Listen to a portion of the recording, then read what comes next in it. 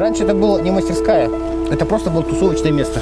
Первый раз приехали к нам кайтеры. С Питера были, по-моему, и с Москвы ребята. И вот они нам показали, как это вот, что это такое. И я понял такой, да, это близко ко мне. И мы 5 часов пилотировали кайтик, и все, я заразился. И сказал я Роману, который меня вот показал, я говорю: Рома, я хочу сам шить. Он такой: Эдик, не надо этим заниматься, это так сложно. Увы, не, лучше покупай, вот у меня купи, и все нормально. И буквально через 1,5 месяца я уже приехал на соревнования в Питер. Первые гонки были у меня. Я даже могу сейчас показать, по-моему, первенца своего.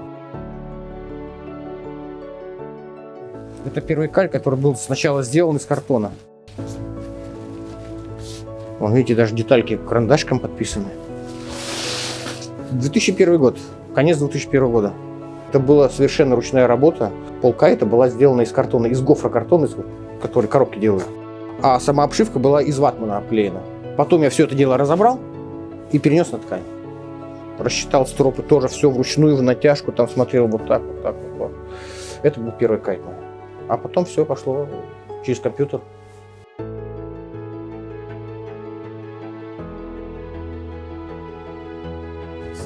Получилась деталь оболочки. Вот. Все это делается лазером. Знаете, как классно. Вот засовываешь пачку, как вот купюры, да, и они летают от тебя. Вот это было вообще классно. Но нет, ручной труд присутствует. Обычный труд швеи, который сидит и целыми днями вот так вот. Жена моя помогает, когда я начинаю что-то сшивать. Вот, я даю выкройки, говорю: надо приклеить. Вот это вот к этому. Хорошо, приклеила. Вот. Кучу заготовок она подготовила, а потом, допустим, я или швея прошили это место. Вот. Также стропы она умеет вязать по определенной длине, потом делаются огончики с одной стороны, с другой стороны стропинки. То есть она тоже с помощью специального приспособления делает.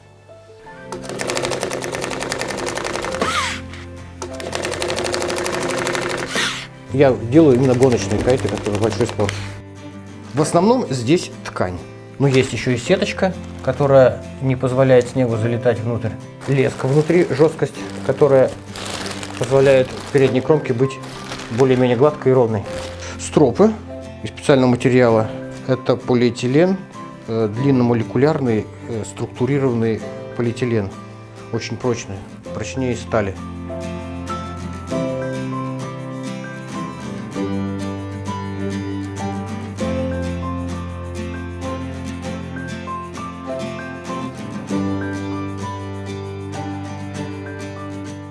Вот. Потом они соединяются еще с одной стропинкой длинной.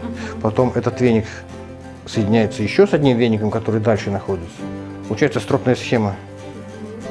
Вот эти вот метелочки, они соединяются в одну точку. Потом к этой точке они еще уходят в миксер, так называемый. Дело в том, что когда вот мы едем, да, мы можем регулировать тягу у кайта за счет угла атаки кайта. То есть мы отпускаем планку или же подбираем ее к себе, и получается вот так вот. Оп. Как у самолета, да. Самый страшный для меня случай, как для производителя, я испытывал кайт, и было так, что я попал весной под двойной лед. Это основной лед, и сверху намораживается еще ледок. Допустим, подтаяло, и вот эта вот корочка образующая, да, я под нее залетел лыжами. Вот. Опять же рывок, и кайт с большой скоростью сверху вниз упал вот на эту кромку, на переднюю. То есть, как говорится, мордой вниз, на огромной скорости. Бах! И получается такое, вот, берете мешочек, да, и вы ударяете по мешочку вот, надутому. Что получится? Он разорвется. И то же самое происходит здесь. Внутренние секции, называются нервюры, они просто разлетелись. Большое количество. Он был новый кайт абсолютно. Должен был отправляться в Норвегию. Вот. Пришлось делать новый. Мы модернизируем эти кайты, постоянно есть какое-то творчество, продвижение. Не останавливаемся. Я думал, что каждый год, и вот в этом году вот все это остановится, вот мы как-то сравняемся с этими кайтами, ну, с такими же кайтами из других фирм. А нет, прогресс постоянно идет каждый год. Вот у меня уже опять в голове новая линейка, которую надо сделать. Сейчас расскажу один из самых таких моментов, у меня был лирических, прям восторга. Это были соревнования в Мончегорске. Имундра Project называется. Он каждый апрель проходит, 12 числа примерно, да? 10-12 числа. Ну, вторые выходные апреля. Вторые выходные апреля. И вот была такая же погода, как сегодня. Солнце, не было облаков. И вот я иду посередине Имандры до первой промточки. Слева, получается, Хибины, справа лес. Вот. Впереди остров приближается. И вот я иду, никого нету. Вот я иду чисто впереди. Спереди никого, сзади никого. И просто ору, как могу. Вот, песни. Так было здорово. Вот этот момент был такой, наверное, самый запоминающийся. Иногда бывает, что если ветра нету, там, ну, можем что-нибудь погладить, посвистеть. Или должен кто-то со спота уйти. Да, когда начинает складываться, ветер начинает раз, оп-оп-оп, подуло. Так, еще раз сложил, побольше там, половинку замотал, о, начался ветер, все, поехали, катаемся. Кто-то там подсматривает, какие-то козни подкидывает. Или кто-то, допустим, опять же на споте такой, ну, ветра нет сегодня, все, я сложился. Он складывается, собирается, уходит, в машину садится, уезжает, пух, включили.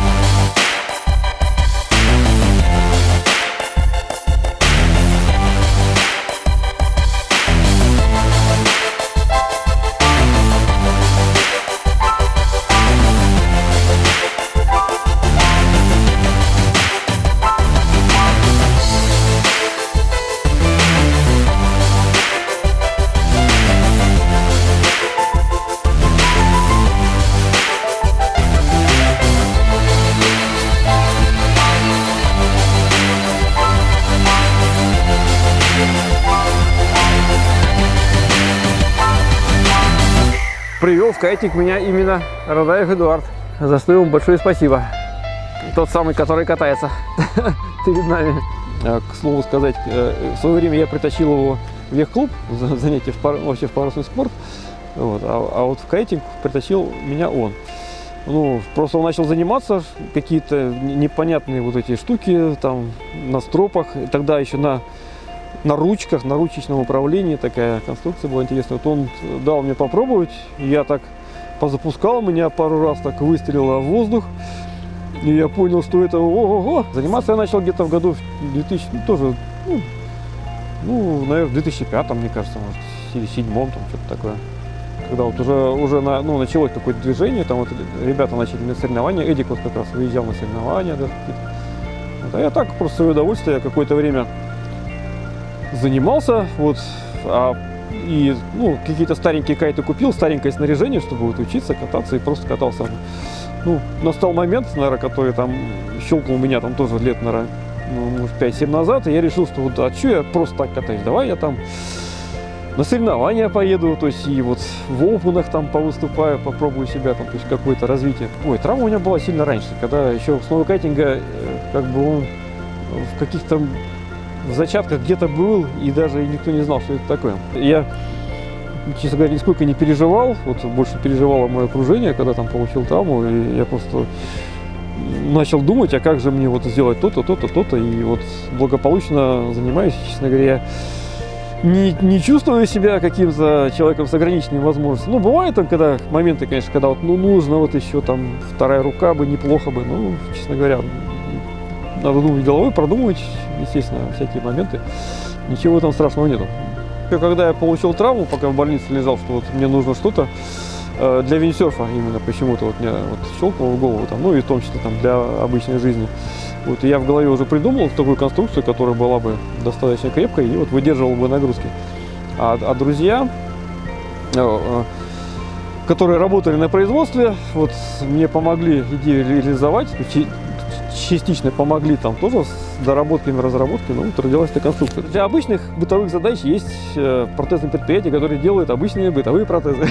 По моей практике, знаете, вот это красиво, которая рука подвижная, да, но с точки зрения надежности и применения для каких-то задач вот таких, это вообще нереально пока. Это, ну, то есть все-таки человеческое тело настолько прочное и эффективное, да, то есть и, скажем, функциональное, да, что заменить чем-то таким невозможно. То есть скорее оптимально, честно говоря, вот, знаете, даже когда пошел в магазин, нужен просто крюк, чтобы подцепить котомку, корзинку для продуктов, да, вот, собственно говоря.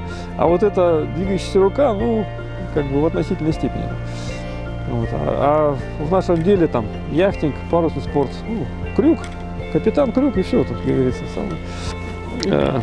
Чтобы не потерялся, крючок, ну, когда дело до боя доходит, да, значит, мы это снимаем, раз, так, здесь у нас такой крючок, так,